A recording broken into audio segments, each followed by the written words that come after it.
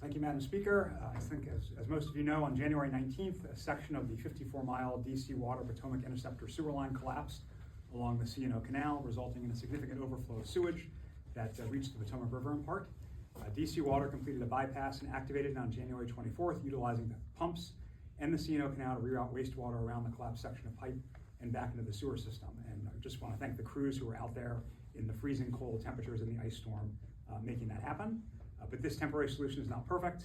For example, the pumps clog, and the result can be additional overflow of sewage into the C&O Canal Historical Park and into the Potomac River. Thankfully, that's not occurring regularly, but it does still occasionally happen. Just before the bypass was installed, there were over 240 million gallons of sewage that had leaked. And again, there's been incremental increases since then. Now, just to be clear, this is a DC water line, that is DC's water utility, and the Federal Environmental Protection Agency has been involved since the incident occurred. The state of Maryland and no state of Maryland agency or local agency owns or operates the line. It is DC Water's responsibility, but obviously because of where it is Maryland's problem. Members of the Environment and Transportation Committee have been in touch with the Maryland Department of the Environment really since this began. I'll just say the breach is in my district. I actually visited the site, and we know the Maryland Department of Environment officials have been working with DC Water, with our State Department of Health, with local health departments and other stakeholders on the response. This past Friday, consistent with the Speaker's direction to have accountability in our work here, the House Utilities Subcommittee, chaired by Delegate Linda Foley, had an almost 2-hour briefing on this topic with bipartisan involvement and bipartisan questions featuring DC Water, the Maryland Department of Environment, and the Potomac River Keepers. Unfortunately, the federal EPA, as some of you reported this morning, declined to participate in that briefing, even though they've been on site and involved since this began. Of course, we know yesterday the President announced via social media his interest in the incident, and that's odd because, of course, his administration has been involved with it since it began. Again, this is DC Water's responsibility, but a problem for Maryland.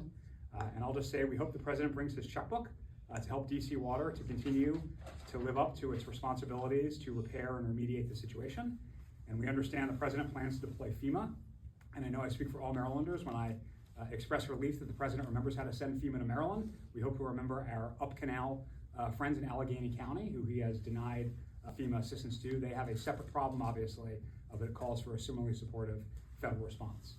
And although we appreciate the immediate work of DC Water and our State Department of Environment, health officials, and our partners, the Potomac River Keepers, we know this is going to be a long-term engagement. Even once repairs are done, testing will be required over the long term, both in the immediate area of the spill, where E. coli levels are already testing extremely high, as well as further downriver, where so far the levels are not as high, but we know, especially as it gets warmer, there'll be many fisheries activities, recreational activities.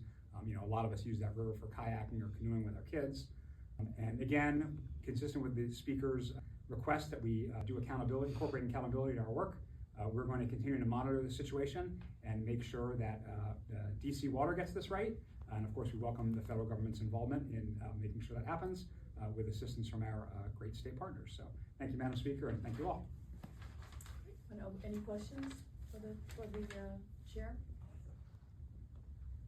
Yeah, Mr. Chair, I wonder if you talk about the impact to constituents and potential for, Maryland to take action in the future after this is solved to kind of address the damage part of this and the environmental harm.